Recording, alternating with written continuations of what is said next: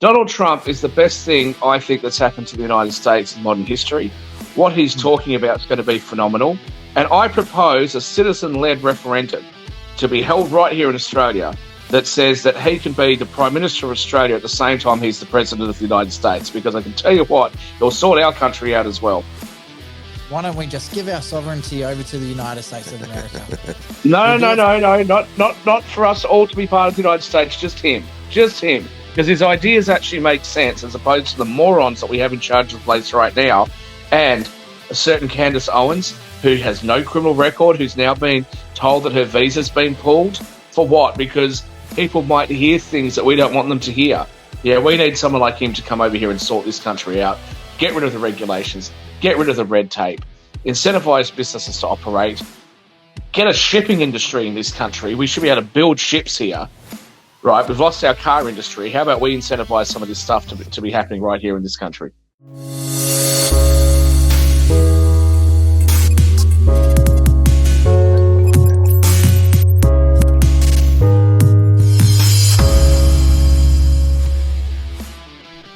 Before we start, we need to tell you up front we are not a licensed financial planning, accounting or law firm.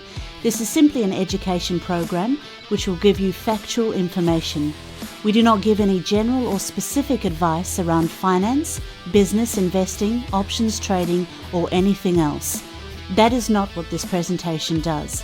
Please see a licensed financial planner when it comes to any investment advice you need. Derek, you want to talk about what we're doing on today's show? Well, it's been really interesting to watch the economic policies that Trump's been throwing out there. I'd love to give balanced reporting and say, well, Trump says this and the Democrats, the Republicans are saying this, the Democrats are doing that. But it's been very difficult because there's been very little from the other side of the political lectern there in terms of economic policy, except for price cutting and those kind of things, which happened several months ago from the Democrats. And we know that doesn't work historically. So Trump's come out with a really big interview on one of the kings of podcasts, the Joe Rogan show. And I don't know if you sat through the whole entire 3 hours of that, but it was really, really interesting to hear his policy on what he wants to do with tariffs. And I've got a little bit of a feature of that coming up right now for you. And I've said this for the last couple of weeks. In the dictionary today, and any is the word tariff. It's more beautiful than love. It's more beautiful than anything. It's the most beautiful word. This country can become rich. I have to say, the way he says tariffs, it is spoken like a true capitalist pig. Did it get you excited, Shaq? Does it make you all warm and fuzzy? I think the way he says anything. I don't know. Like if everyone wants to know how he ended up with a supermodel as a wife, I mean, just imagine him going there like, "I will be the greatest husband that you've ever known in the universe of husbands." the 8 zeros in his bank account definitely helps.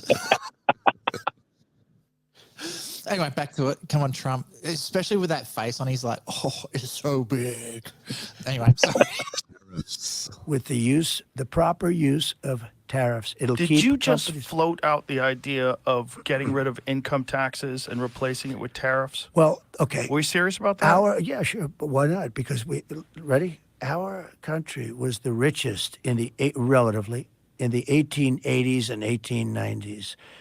A president who was assassinated named McKinley, he was the tariff king. He spoke beautifully of tariffs. His language was really beautiful. We will not allow the enemy to come in and take our jobs and take our factories and take our workers and take our families unless they pay a big price. And the big price is tariffs. And he'd speak like that, but he was right.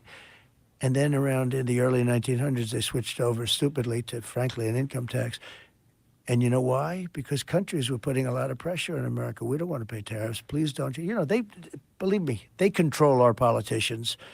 If you look at the kind of numbers that these guys make then and now, but we had a commission meeting in the, I think it was 1887. Think of this problem.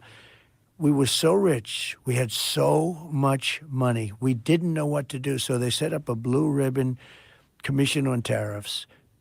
And the sole purpose is what to do with all the money we had. We were so rich because we were taxing other people for coming in and taking our jobs. And China does it. That's what China did. If you want to open a factory and sell cars, if you build a factory here or have a factory, they don't take our cars. They wouldn't take our cars. So that for the Joe Rogan show experience. So it's really fascinating how, he's applying there. We'll get rid of income tax and replace it with tariffs there. Now, that's not going to make everybody happy.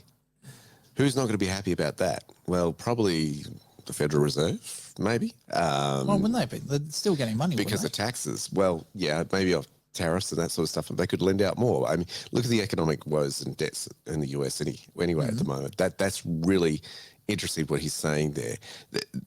But I mean, talk about winning the heart of the people. People going, what? No income tax? Woohoo. I think, Shaq, you'll be moving over there and applying for some sort of visa or something, if that's the case. Well, if Trump wins, I'd certainly be interested in setting up an office over there for sure. But I do have to say, I love the idea of no income tax. I love the idea of indirect taxation. I can't go with him on this, on replacing the income tax and tariffs. I just don't think it's going to work. I don't see that working. I think that indiscriminate tariffs are not going to work, and the reason that they're not going to work is because it hurts exports. So I think that he's on the right track, but I think indiscriminate tariffs won't work. He also has to make sure that, or if he does go down that path, he has to make sure that he's got enough free trade agreements where you don't have retaliatory tariffs which just cancel each other out. But certainly the idea of indirect taxation is very workable. America could certainly do it. They've done it in the past. And Australia can do it very easily. And New Zealand could do it very easily. So my question on this one is, I've heard floated that with Australia, our general everyday spending isn't that great as a country compared to other countries. That the rate of inflation, you can just scrap income tax altogether and just print the money that you would normally generate from it.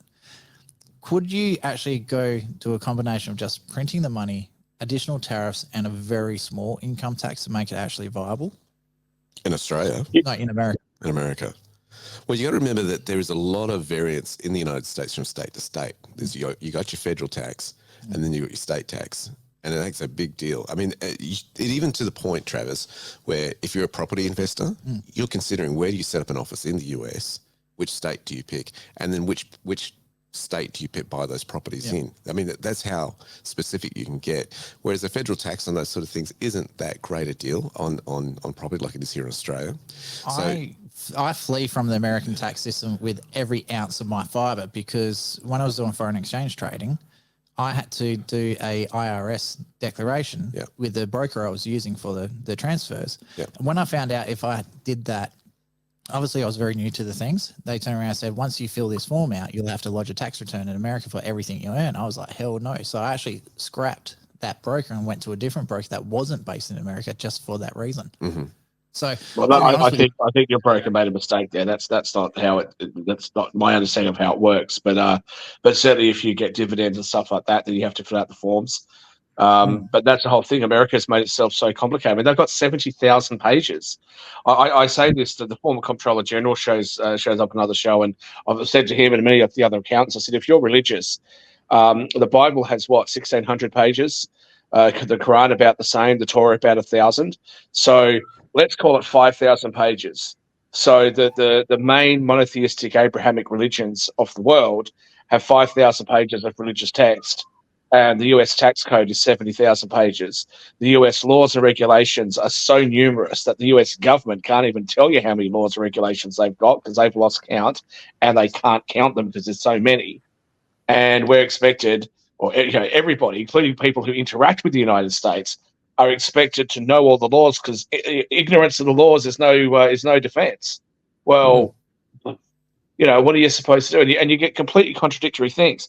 See, what Donald Trump is really tapping into is the idea that me sitting here in Australia and you, Travis, sitting here in Australia, we can enter into certain transactions and buy and sell US assets essentially at a preferential rate, because oftentimes, especially if we're originating capital gains, we don't have to pay capital gains tax in the United States, and we don't have to pay any income tax there because we're non-residents and we're not there. So if you were to be living in New Zealand, for example, where the capital gains tax is zero, you'd pay nothing. The American, on the other hand, is going to have to give potentially, 20, 30%, whatever it is, to the government in taxes. How ridiculous is that? And we see the same sort of thing going on here in Australia. I mean, people talk about the luxury car tax and other things like that are here, and fringe benefits tax because you can't deduct or claim certain expenses. But if you're a foreign worker working for a foreign company and you're here, you're not paying the tax in the first place, so you can deduct the entire amount against your foreign tax obligation. It's silly. It makes no sense. I know this is going to sound really boring for the audience, but just take my word for it. The government sucks. That's the bottom line. That's what I'm trying to get at. So yes, Lisa, thanks for jumping in. The government itself doesn't know all their own laws. There's a couple of the guys are Arabic, and he's talking like as if he's they talk to themselves. So they're one pretending to be the US government, one's pretending not to be. And he's like, okay, I've earned some money. How much did I earn? And then the government goes, we don't know. You've got the tools to sort it out. And goes, okay, how much am I supposed to pay? And they're like, we don't know. That's your job. There's the tools. And he says, okay, but what happens if I get it wrong? And he says, oh, we'll know you got it wrong. And he says, well, why don't you just tell me how much tax I got to pay? Well, we don't know that. You've got to tell us that. And it's just like a constant run around circles from each other. And I to be honest with you, with the American tax system, I've got no interest dealing with it whatsoever. Give me Vietnam's tax system any day. But you got to remember too. So it was either PragerU or it was the tax foundation that sent out a fictitious, example tax return for a married couple with 2 kids on an average income with average expenses. And they sent it out to like 100 different tax preparers, and every single one of those preparers came back with a different result. And the people who worked at the IRS also came back with a different result, and you're expected to know the difference. I mean, it's completely ludicrous. It really is. Like, I just don't understand how anyone can expect, especially when you do new businesses, you're counting every dollar to make sure you're covering your costs.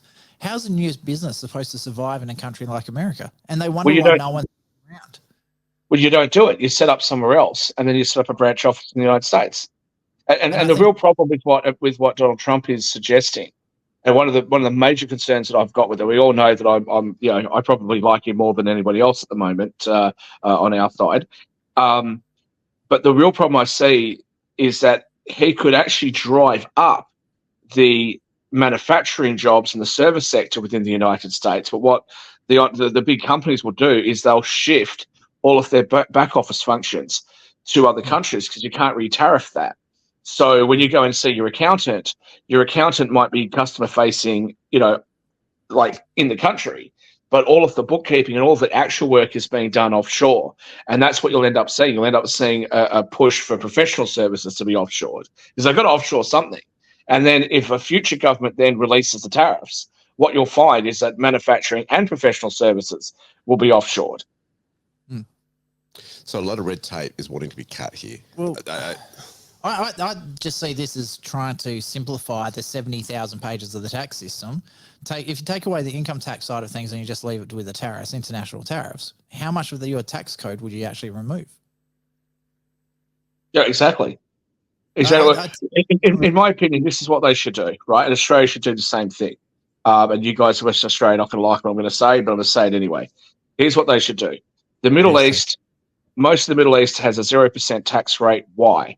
Because they have a 50% tax rate on oil and gas exploration. Now, approximately what they do is they say to a company, if you come in and you invest a heap of money in order to be able to develop this particular site, you can get all of your money back. And then once you have, it's a 50-50 split because this, the oil or the gas or whatever belongs to the people of this country. So we want half and you can have half. And that's how they're able to maintain that. Australia being a resource-rich country could certainly do something like that. You could scrap the income tax, have a national sales tax, maybe bring it up from 10% to 15 or even 20%, and you'd absolutely be fine. I mean, you look at Monaco. Monaco has a consumption tax. I think it's 21%. They've got no income tax. They've got no corporation tax on companies that operate within their country. You know, you look at the Middle East, similar sorts of things. So you can simplify it by that, by some level of tariffs, especially punitive tariffs against bigger countries that are abusing the system, and special excise taxes. That way, you don't have to fill out a tax return. You earn your money, you spend your money, and that's it. You're done. I personally am a big fan of consumer tax, so GST, but you have to drop the income tax. So my understanding, the original GST was supposed to be 15%, and our income tax was supposed to be lower, and stamp duty, and there was a couple of others were supposed to be abolished. They ended up going to 10% GST, and all the so-called taxes that were supposed to be abolished, every single one of them still around. You're still paying them. You sit there, government's still double dipping. That's my concern with the government that I can't trust. I can't trust the Australian government. I would love to have a flat 20% income tax, and then have, say, anywhere between 18 to 25% GST tax. Because if you, like Shaq, want to drive around some really, really fancy cars and wear expensive clothes and jewelry, you pay a higher tax. But if you're just, saving your pennies, trying to save for a house, you're just buying your everyday food, stuff like that, obviously you don't pay less tax. So I think you've got to also think of it in terms of economy. So and I think that's what Trump's where he's coming from. He's wanting to get US manufacturing up and on the ground once again. Well, that's jobs. Exactly. And that's what gets them out of recession. This is what averts danger for their economy. And I think that's the heart of it, is getting Australians, if you're going to apply it to an Australian situation, get them working and get the country building. The other one I can see that Trump's trying to do, because there was a massive influx of immigration to America. We're talking millions of people a day here. So they're already playing catch up on there's not enough jobs for everyone. There's not enough food for everyone. They're not producing enough stuff. So that's everything across the board is low. They need to start producing, have stuff in the country, so to start driving those prices back down. I just had a friend return from the US, and admittedly, I haven't been there for a long time, but he was telling me how bad it's gotten. He's saying, it's more expensive to go there now than it was 5 years ago. You're basically paying the same prices that you would in Australia, except that it's in US dollars and not Australian. So, he said, I bought a reasonable meal, a drink on top of that and whatever. And you got to pay, of course, a tip at a restaurant. It was over $80 for him, right? And to him, that was like, it's crazy for one person, right? He's saying that what Americans are doing is they've got good, white collar jobs and this sort of stuff. They go to those jobs during the day and they come back and they return to a tent. And they live in the tent with a homeless situation. It's just crazy. Well, there's all videos of people turning like mini-skip rubbish bins into houses because there's nothing there. And there's full YouTube videos on how to set up, these really nice houses to live in.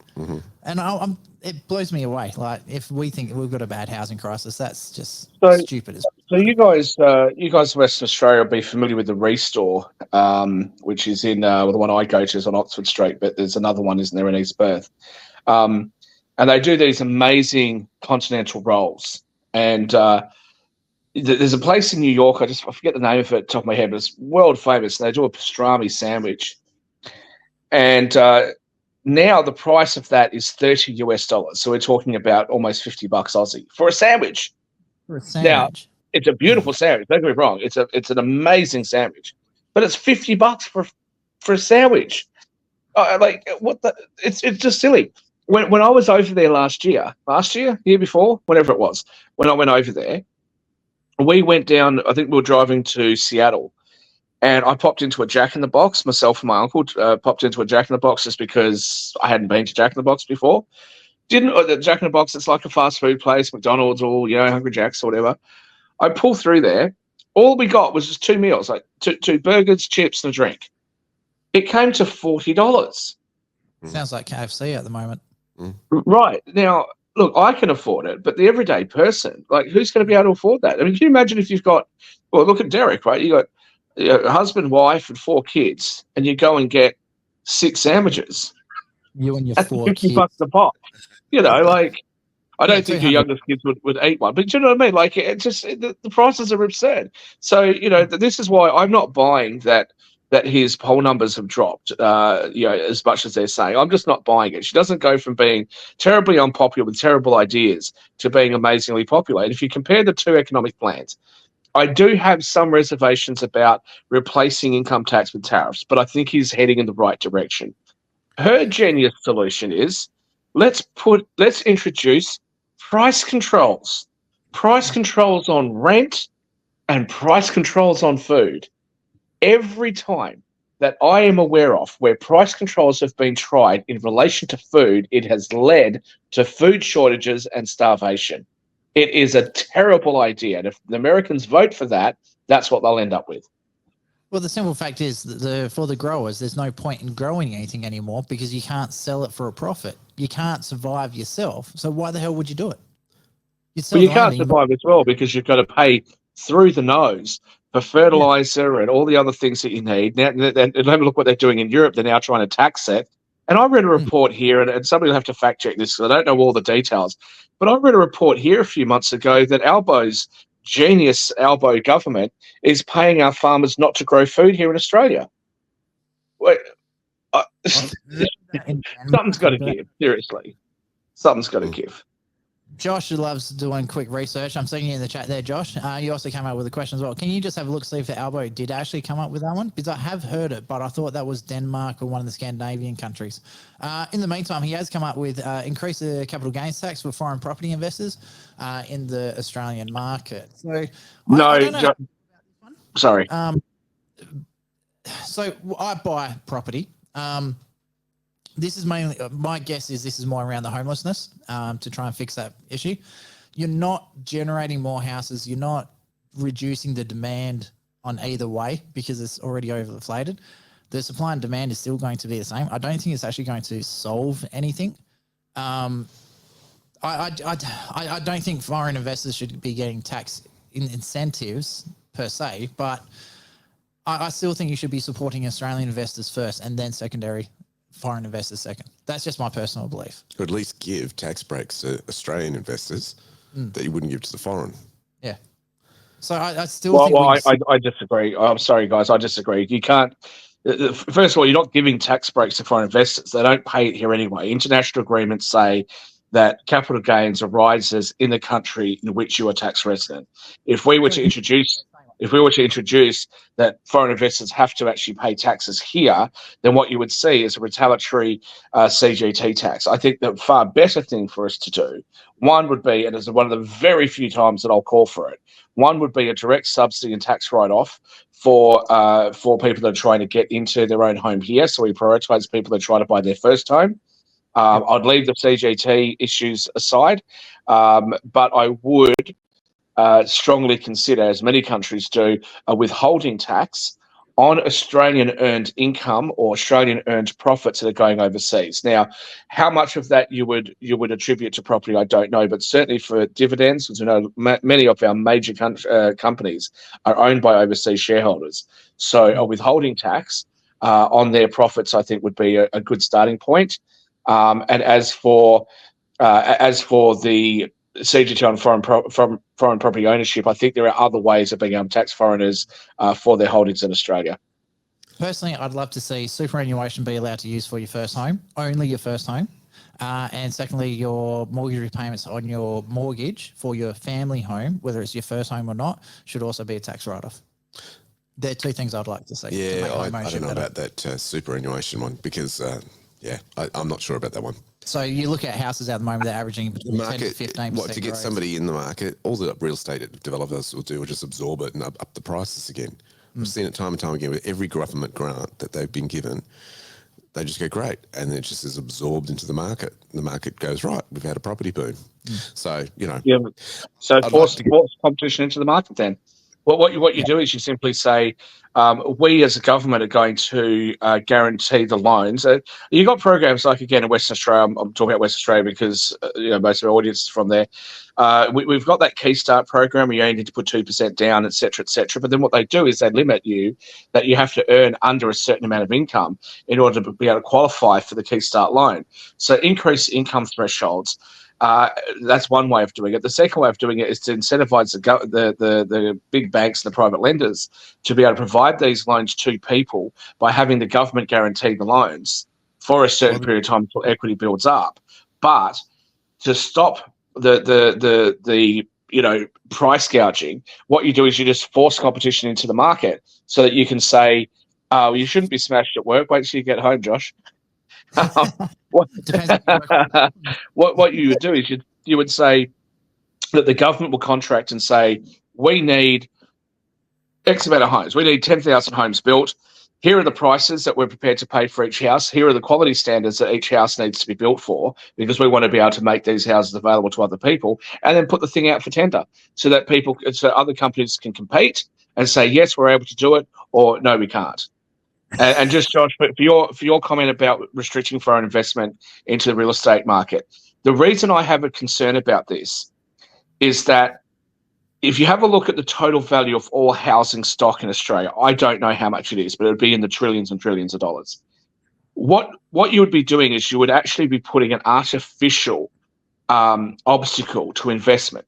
Foreign investors want to be able to buy into Australia. Now, I understand that the cost of living has gone up. I understand there's a homelessness crisis in this country.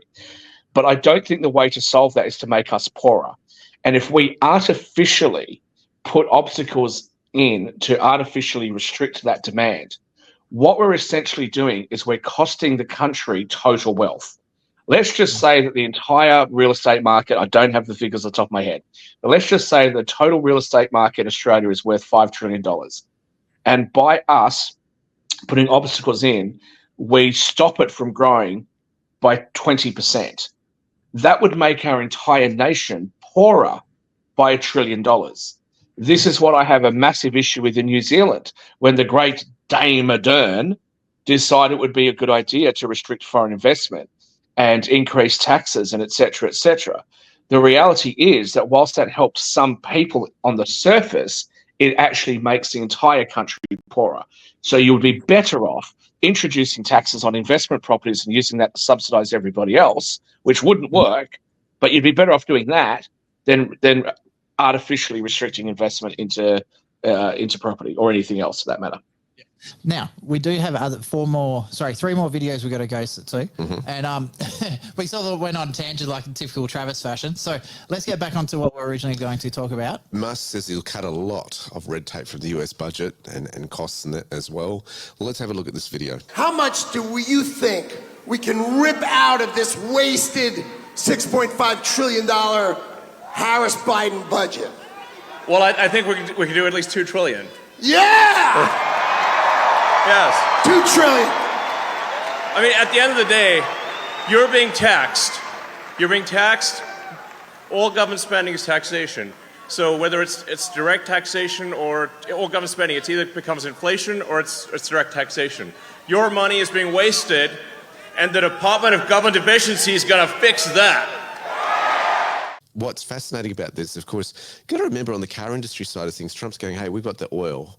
Let's use it. And those who want an electric car, now, of course, who's one of the biggest pushers of electric cars? Musk, with Tesla and all that sort of things, but they're working together. So that's a fascinating one in relation to how they're working through this with Elon, now getting into politics and going through a bit of a review and going, yeah, we can cut this, cut that. And, I mean, for libertarians who love smaller government, that's something they would welcome. Yeah. So I think the first thing to be clear here, electric vehicles have their place. And I think Shaq made that very, very clear. In a city where charging points are all over the place and you're just going like quick little drives here and there, yeah, definitely there's a purpose behind electric vehicles, especially cutting down the amount of smog that's in the cities.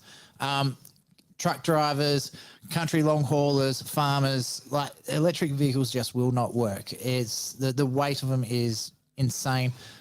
Your garbage trucks, like I don't know if people have noticed, all the road where we live is actually separating because the council I'm in actually has an electric rubbish truck. So we never know when the truck's going to come because depending on how much rubbish is in the car, it depends on how fast the battery runs out.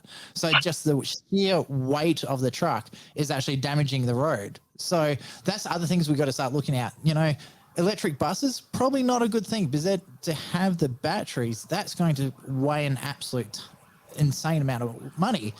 It's not the right purpose. It's like trying to use a sledgehammer to tap in a tack. It's the wrong tool for the job. Trump's big concern is that electric vehicles will all be manufacturing will move over to China and Americans will start buying cars from there.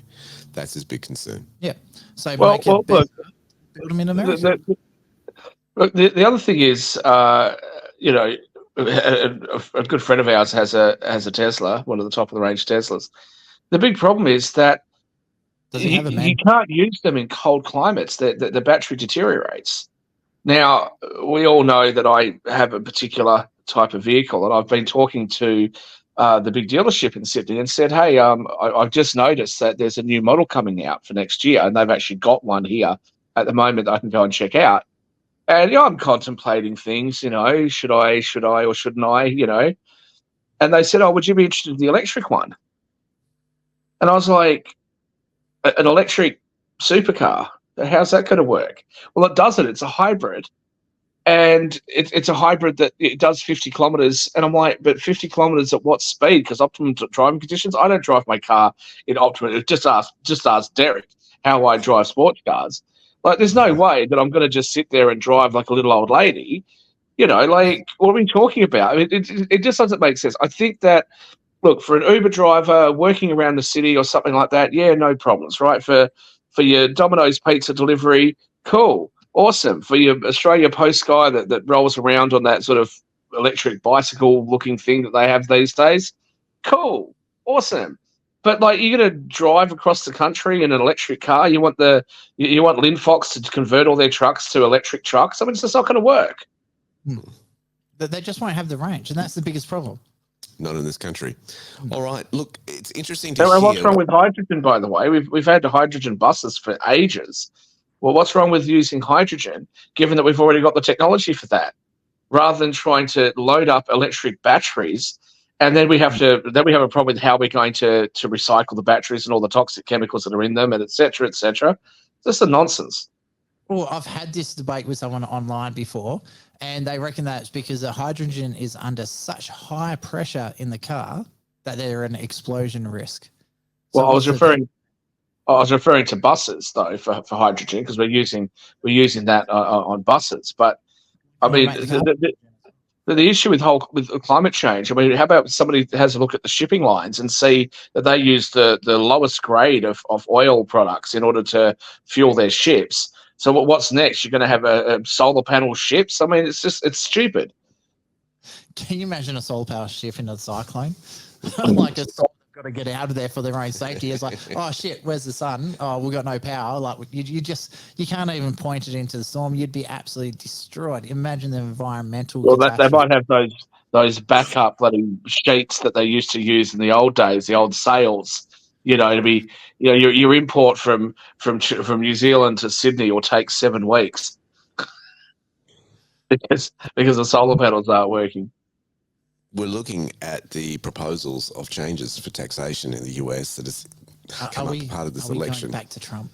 Yeah, let's have a look at this, because he's sounding like a Democrat in this footage. Normally it's about big business for the Republicans and all this sort of stuff. Take a listen to this next excerpt. But wasn't Trump originally a Democrat? He is a Democrat. He's been a Democrat his whole life. And I'm announcing today a new step that I'll take to get emergency price relief to all Americans. On day one, I will sign an executive order directing every federal agency to immediately remove every single burdensome regulation driving up the cost of goods. They drive up the cost of goods. We have so many regulations that hurt our country. I cut more regulations ×4 than any president in the history of our country.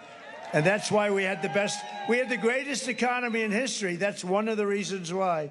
The other is I gave you the largest tax cut in the history of our country, including Ronald Reagan. Furthermore, I will create a new cabinet position for a senior member of my administration who will be tasked exclusively with doing everything in the federal government's power to reduce the cost of living. We have to. You not be able to live. And a lot of it is just the regulations and the rules and regulations, which are just a waste of time and money. And everybody, we need regulation, but I have seen regulations where they have 30 regulations for one subject, and the one subject doesn't even matter. All agencies will be judged daily on their progress in slashing the cost of household items. We're going to slash the cost, and this will be the largest and fastest, most aggressive regulatory reduction. It's going to be the largest regulatory reduction in the history of our country, and it's going to happen very fast. Using just very conservative estimates, we will save the typical household $7,000 in the first year alone. First, I was saying there, he's been a Democrat his whole life. He was frustrated with everything they were doing. He decided to put an R behind his name, and then they all hated him. And what did he do? He got rid of all of the old establishment Republicans, and the Republicans hated it at first. And now the Liberals are saying, "Oh, we really love Dick Cheney. We really love the Cheney family. Brilliant." I mean, it's absurd. Donald Trump is the best thing I think that's happened to the United States in modern history.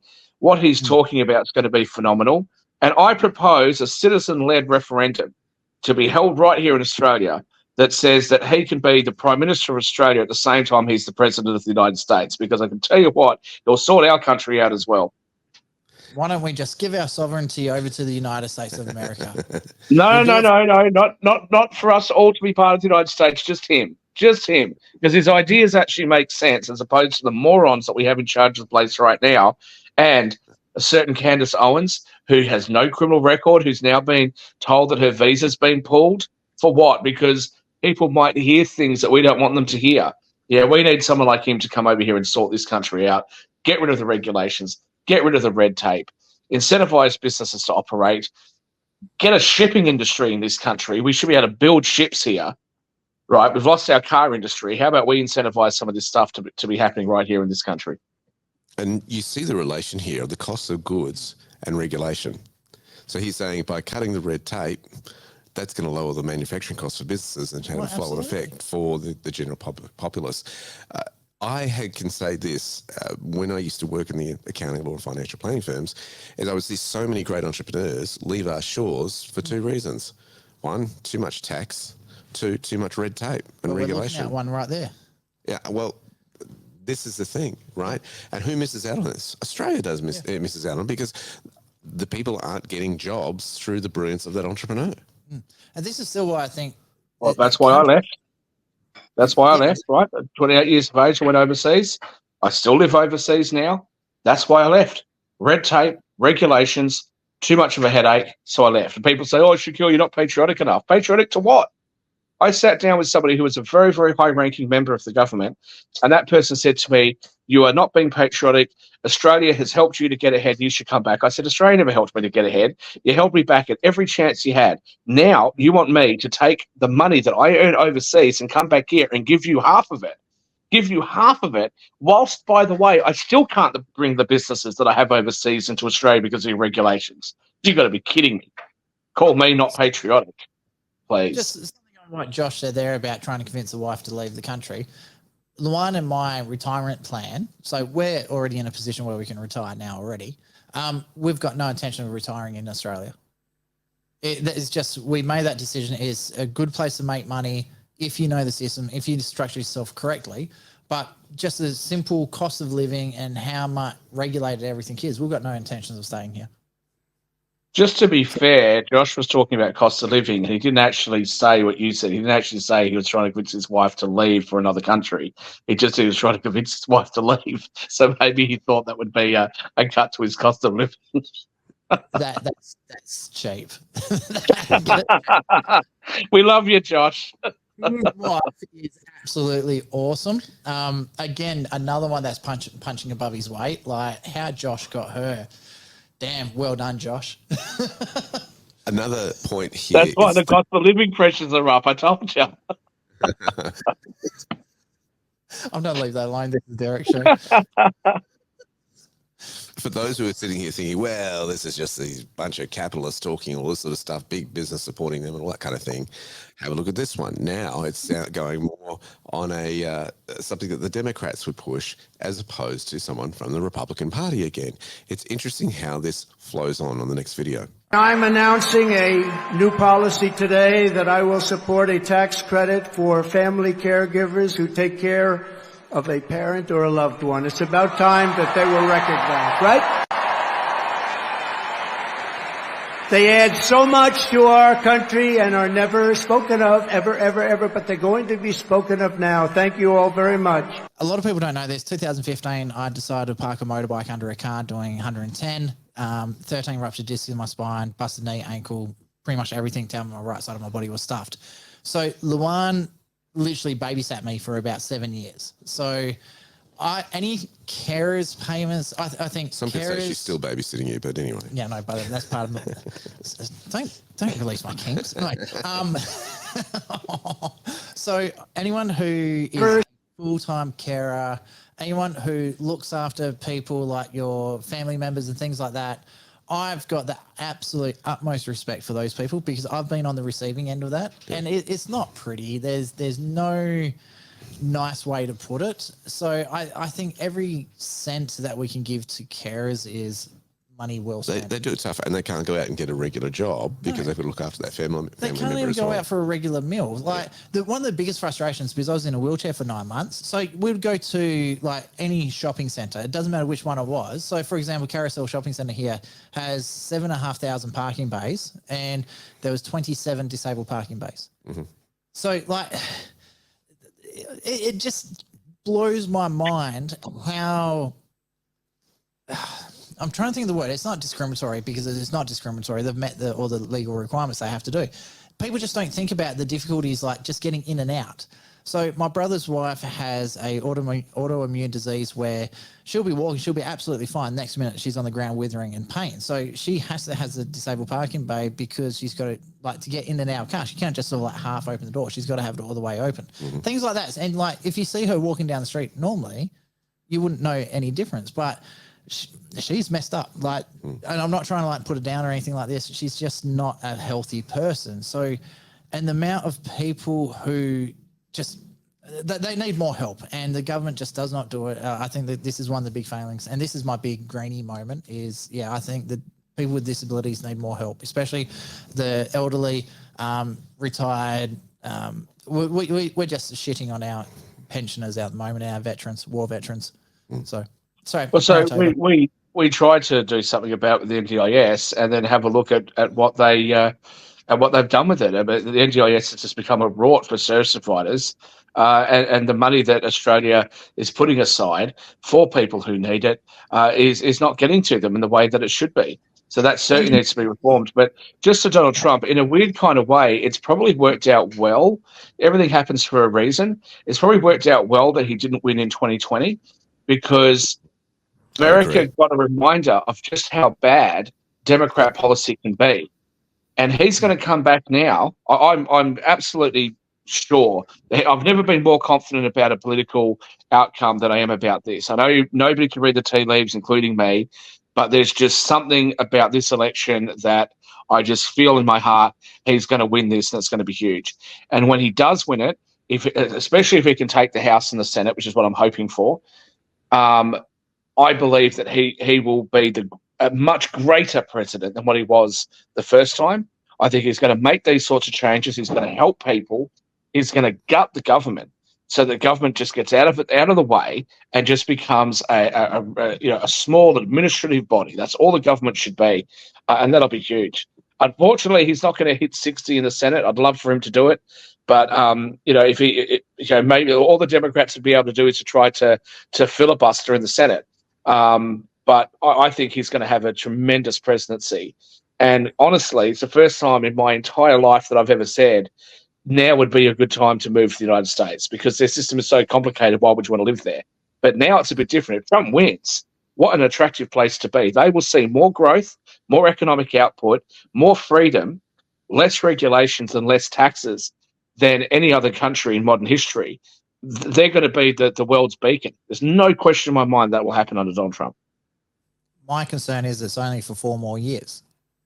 Do the Republicans have enough of a backbone like the Team B to actually keep it going, though? Ron DeSantis certainly would if he became the nominee in 2028. But and don't forget the massive debt levels they've got. What are the Democrats going to do? The Democrats are going to come back and like Kamala Harris says, we're going to have to increase the corporate rate of tax back to 28%, right? What's their next plan? We're going to do what we did here in Australia. Bill Short was too far left, so let's go even more on the left. What are the Democrats going to do? Say, look, 28% wasn't enough. Let's go to 35%. Is that their plan? I mean, the Democrats' plan. All centre left parties. You don't have to be very clever to be on the centre left. Why? Because they have one plan for everything, and it is increased taxes. That's all their plan is. Healthcare, let's increase taxes. Education, let's increase taxes. We've got a problem with our roads, let's increase taxes. We've got a problem with the climate, let's increase taxes. That's all they do. They've got one plan for every problem. There we go. There you go. Shaq said his rant. There you go. So it's interesting to see. Can you tell I don't like the Democrats and the Labor parties of the world? I don't. I was gonna say I don't know anyone who does, but there are people out there that are scary enough. My concerns with America is these things go in swings. I think America needs Trump at the moment. I think the world needs Trump, and it's not because he's going to save the world. It's just he's got the audacity to stand up in front of everyone else, be shot out, say no, this is wrong, it needs to be fixed, and actually take the measures that need to be done. My concern is he's only there for the next 4 years. I would love to see. I don't know if he can be like a mentor for other people going in while he's still the president, but I'd love to see, like in Japan, I can't remember his name, the guy where Trump was tipping out the seeds for the koi fish, and then the NBC went crazy saying that he just threw all the seeds on the fish when that's the way you're supposed to do it. That guy, he used to mentor a lot of the other Japanese leaders as they were coming up through and teaching them what to do and how to do things and how to handle international stuff. I don't really see much of that going on from the outside looking in. So I'd love to see the Trump dynasty to continue past the 4 years, not as president, but as a massive influential figure within the Republican Party. I think the world, obviously he's got a fight to get there, and Yeah. has had a massive fight to get there. What's going to be fascinating is what changes he brings in, how quickly, how swiftly will America change. And I think when they see the contrast, that will then influence what they expect in 4 years' time. Big shoes to fill. Absolutely big shoes to fill for anyone who comes after Trump. Not only that, but it's also going to be interesting to see him go for it, because, you know, if this is his last home run, Last hurrah, let's go. he doesn't have to win another election. Yep. Let's just go for it. And as his policy says, make America great again. What shoes from that? He's got nothing to hold back. You've got to mention too that he's going into this a lot more wiser. He knows who's who in Washington now, whereas before he really didn't, by his own admission, he didn't know who was who. Is this a good person to work with? Is it not? And he described it as there's many survivors in politics who just keep their head down, but they work out a 20, 30-year career. Yep. And not really sticking their head out too much with policies and where they stand. They're just flying through under the radar. This is one thing. Josh just come up. I like the team Trump has put together with RFK, Gabbard, Vivek, Vance, and Musk. Vivek is someone that's Salami, isn't he?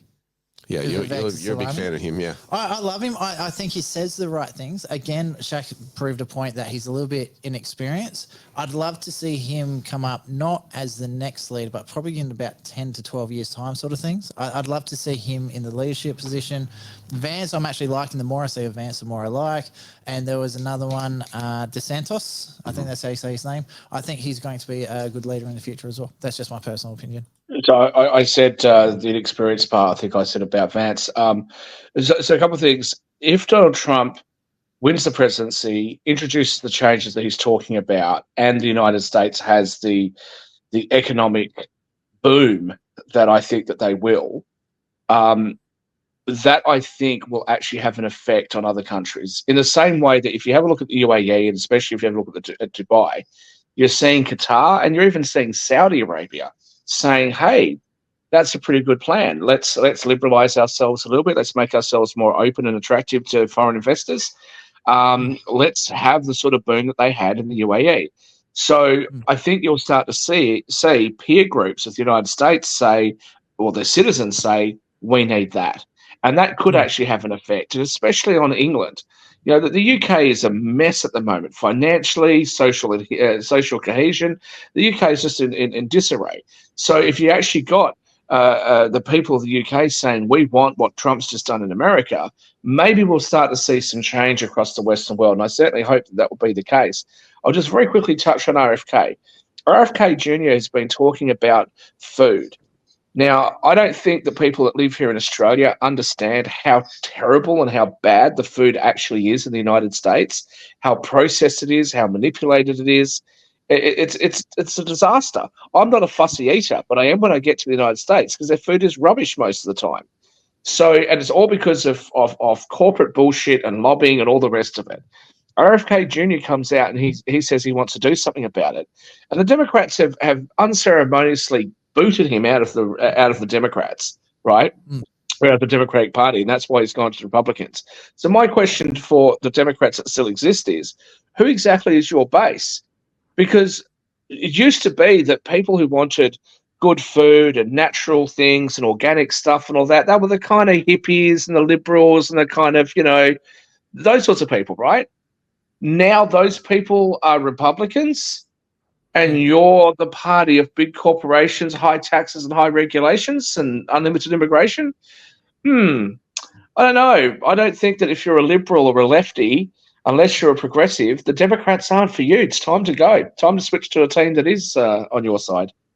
Another really fascinating thing, real quick.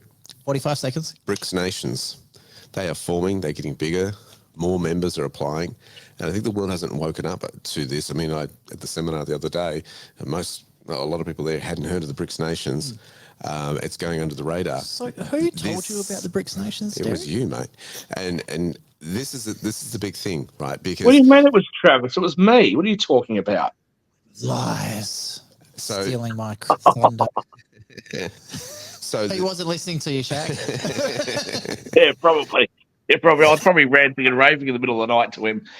And he was doing the whole, yep. Oh, that's a shame, Shaq. Yep. Yep.